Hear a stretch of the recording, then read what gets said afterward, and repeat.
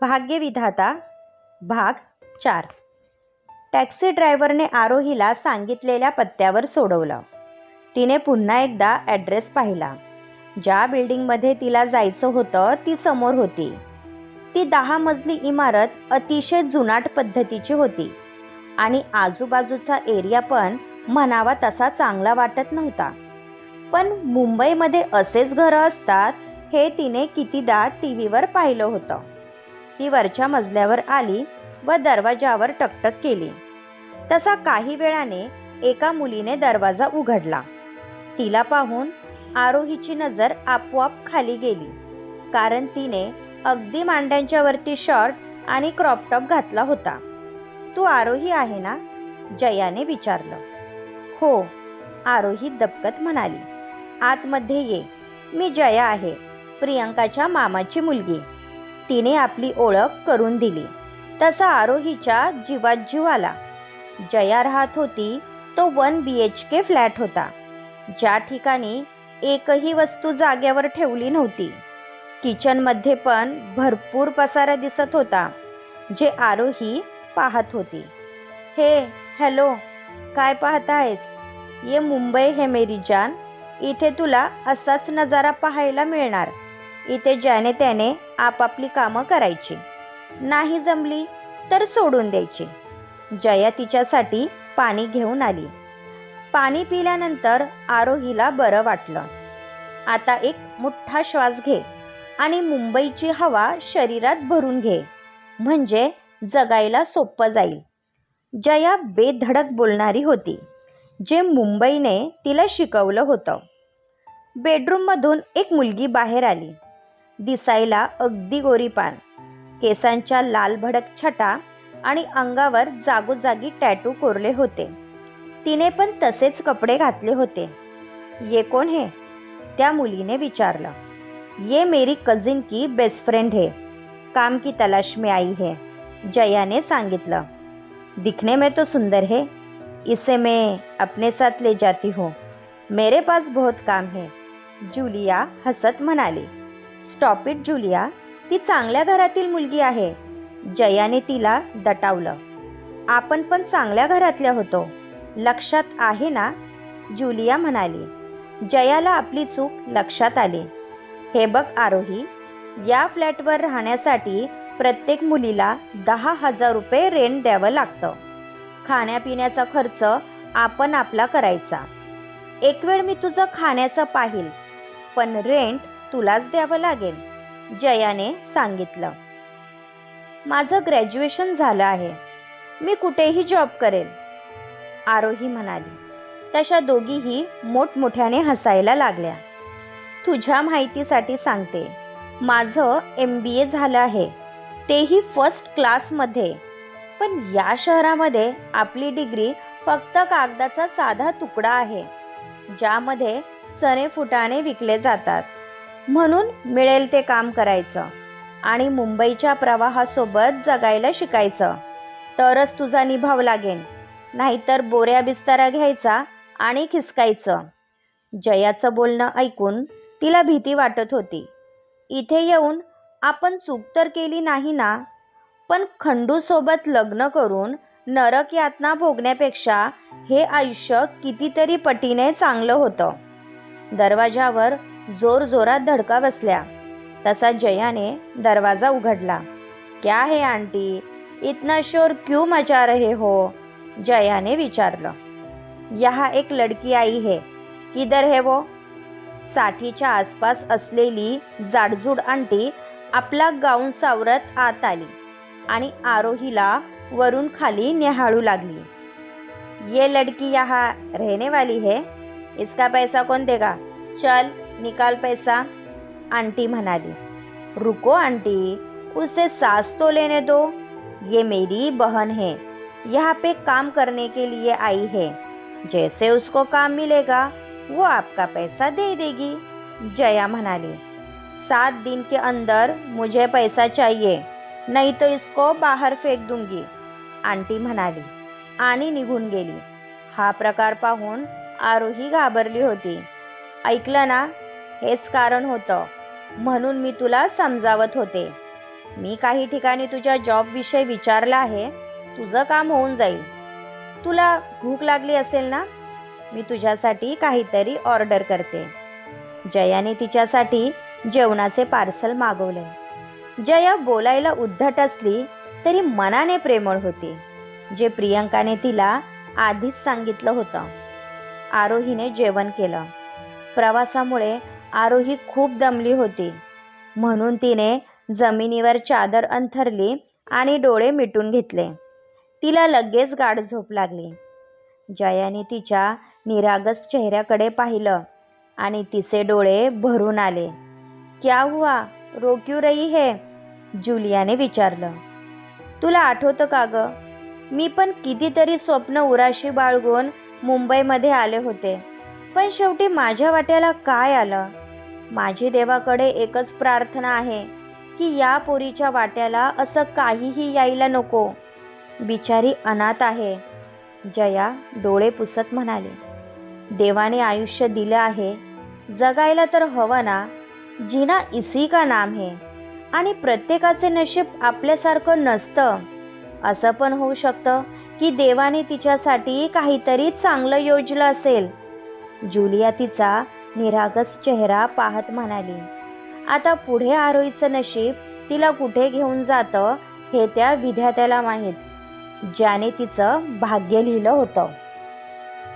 मुंबईमधील कुलाबा या ठिकाणी असलेल्या 7 स्टार हॉटेलमध्ये पाटील ग्रुप ऑफ इंडस्ट्री यांनी भव्य दिव्य पार्टीचं आयोजन केलं होतं. अभिजित पाटील याने स्वतः जातीने लक्ष देऊन ही पार्टी ऑर्गनाईज केली होती, कारण या पार्टीमध्ये येणारी प्रत्येक व्यक्ती खास होती. फिल्म इंडस्ट्रीपासून राजकीय नेते, उद्योजक अशा कितीतरी लोकांनी या पार्टीला हजेरी लावली होती. त्यामुळे मीडिया आणि रिपोर्टर यांचं लक्ष या पार्टीवर अवलंबून राहिलं होतं. गाडीतून उतरणाऱ्या प्रत्येक व्यक्तीचे विविध अँगलने फोटो टिपले जात होते. त्या लाईटीच्या फ्लशने त्यांचे डोळे दिपून जात होते. त्यांची एक झलक क्लिक करण्यासाठी कॅमेरामनची धडपड होती. त्यामुळे सिक्युरिटीचा कडेकोट बंदोबस्त करण्यात आलेला होता. यावरूनच पाटील यांची शान दिसून येत होती. पण ज्याच्यासाठी ही पार्टी आयोजित केली होती तो मात्र अजूनही आलेला नव्हता. म्हणून राकेश चिंताग्रस्त झालेले होते. कसला विचार करत आहेस? अमित सचदेव यांनी त्याच्या खांद्यावर हात ठेवला. विश्वा अजूनही आलेला नाही. काय बोलावं या मुलाला? गेस्ट त्याच्याबद्दल विचारत आहेत, राकेश यांनी सांगितले. डोंट वरी, माझं त्याच्यासोबत बोलणं झालं आहे. येईल तो. तुझा मुलगा इतकाही केअरलेस नाही जितका तू समजतो, अमित म्हणाला. तुझ्यापासून काहीही लपलेलं नाही, म्हणून तू तरी असं म्हणायला नको होतं. राकेशच्या म्हणण्याचा अर्थ अमित यांना समजला होता. रीटाने गोल्डन कलरचा वन पीस घातला होता, जो तिच्या शरीराला पूर्णपणे चिपकला होता. रीटा ही राकेश पाटील यांच्यापेक्षा 15 वर्षाने लहान होती. त्यामुळे तिचं वय जास्त नव्हतं, म्हणून ती स्वतःला साजेसं असंच ठेवत होती. त्यामुळे बऱ्याच जणींना तिचा हेवा वाटत होता. हाय रीटा, आज खूप गोड दिसत आहे. अमृता, अमित सचदेव यांची पत्नी तिला हक करत म्हणाली. ती पण रीटापेक्षा कमी नव्हती. वय झालं असलं तरी तिने स्वतःला मेंटेन ठेवलं होतं. तिने ब्लॅक कलरचा वन पीस घातला होता. हॅलो अमृता, नाईस ड्रेस हा, रीटा कौतुक करत म्हणाली. दोघी फ्रेंड होत्या. दोघींची मतं बऱ्याच प्रमाणात जुळत होती. माझा ड्रेस कितीही एक्सपेन्सिव्ह असला तरी पार्टीची रोनक तुझ्यामुळे असते, अमृता कौतुक करत म्हणाली. बाय द वे, त्रिशा कुठे आहे? किती दिवस झालं तिला पाहिलं नाही, रीटाने विचारलं. ती शॉपिंगसाठी पॅरिसला गेली आहे. तुला तर तिचे शौक माहीत आहे ना, अमृता म्हणाली. तिला म्हणावं बाकी सर्व सोड आणि विश्वजितवर लक्ष देत जा, नाहीतर त्याच्या लाईफमध्ये एखादी दुसरी मुलगी आली तर लाईफ टाईम शॉपिंग करावी लागेल, रीटा हसत म्हणाली. जे अमृताला आवडलं नव्हतं. असं कधीही होणार नाही. त्रिशाचा जन्म झाला होता तेव्हाच राकेशने दोघांचं लग्न फिक्स केलं होतं आणि विश्वजितला हे चांगलं माहीत आहे, म्हणून तो कधीच माघार घेणार नाही, अमृता म्हणाली. हे तर येणारा काळ ठरवेल, कारण विश्वजित कसा आहे हे तुला चांगलं माहीत आहे. मी तर म्हणते दोघांचं लवकरात लवकर लग्न करून टाक, नाहीतर पुढे जाऊन तुम्हाला महागात पडेल. जो मुलगा स्वतःच्या वडिलांना जुमानत नाही तो त्रिशाच्या फिलिंगची काय कदर करणार. रीटा गोड बोलून तिचे कान भरत होती, म्हणून अमृताला टेन्शन आलं होतं. त्रिशाचं विश्वजितवर किती प्रेम आहे हे तिला माहीत होतं, पण विश्वजित तिला थोडासुद्धा भाव देत नव्हता. एक ब्लॅक कलरची मर्सडीज हॉटेल बाहेर येऊन उभी राहिली. तसे रिपोर्टर आणि मीडियावाले माईक आणि कॅमेरा घेऊन सज्ज झाले. त्याचा राईट हँड शमशेरने डोअर उघडला तसा तो मर्सडीजमधून खाली उतरला. त्याच्या चेहऱ्यावर एका वेळी कितीतरी फ्लॅश पडत होते.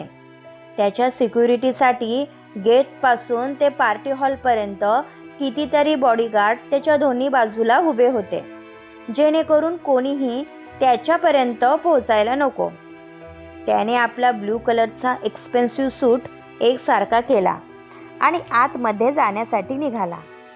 त्याची चालण्याची स्टाईल आणि रुबाब तो श्रीमंत असण्याची ग्वाही देत होता. 6 फूट हाईट, वेल मेंटेन बॉडी, आयरिश ब्ल्यू डोळे, गोरा रंग, रेखीव नाकी डोळी. दिसायला तो एखाद्या हॉलिवूड स्टारपेक्षा कमी नव्हता, पण त्याच्या चेहऱ्यावर असलेले एक्सप्रेशन अगदी शांत होते, जे आजपर्यंत कधीही कोणासाठी बदलले नव्हते. रिपोर्टरच्या प्रश्नांना धुडकावून तो आतमध्ये आला. सर्वांनी त्याच्यावर शुभेच्छांचा वर्षाव केला. त्याला पाहून अभिजित आणि राकेश यांच्या जीवात जीव आला. कॉंग्रॅच्युलेशन्स माय सन, अमितने विश्वजितला मिठी मारली. Thank you so much.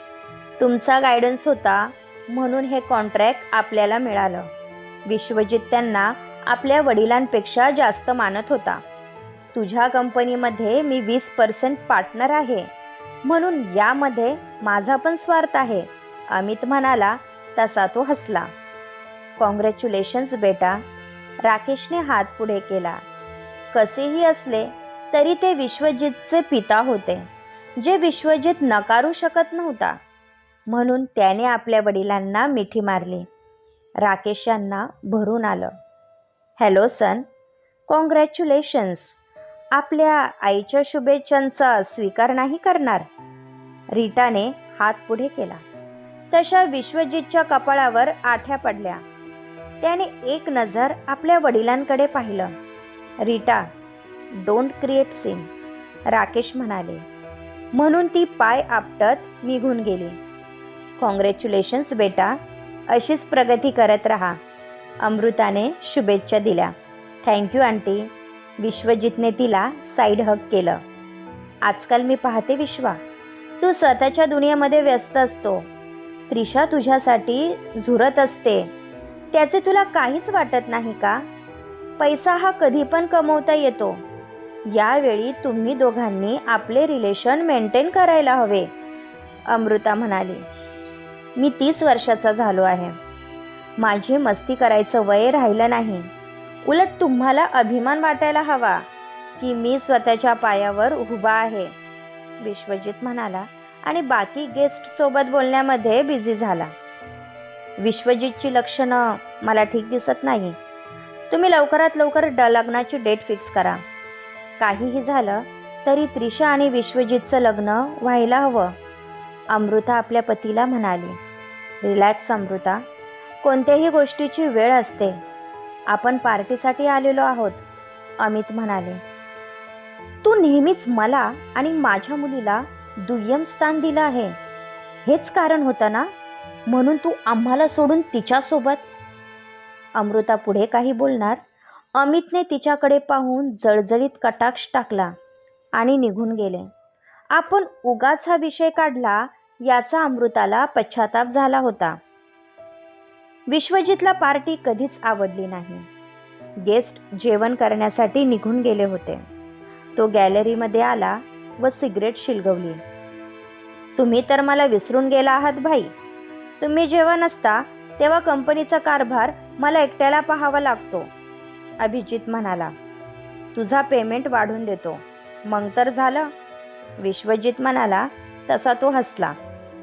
असं फॅमिलीपासून दूर राहून तुम्हाला काय भेटतं?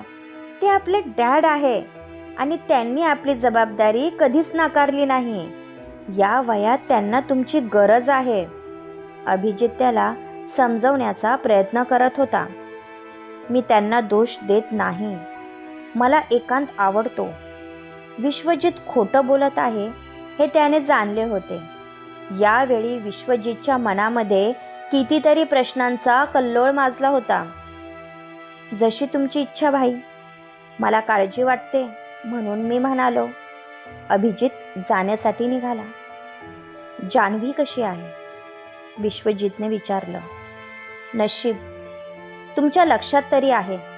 महिना झाला असेल तुम्ही तिला भेटला नाही. त्या बिचारीला काय वाटत असेल? अभिजित म्हणाला. नाही पाहवत. तिची अवस्था नाही पाहवत. जेव्हा ती डोळ्यासमोर येते जीव तुटतो. असं वाटतं कोणीतरी माझा जीव खेचून बाहेर काढत आहे.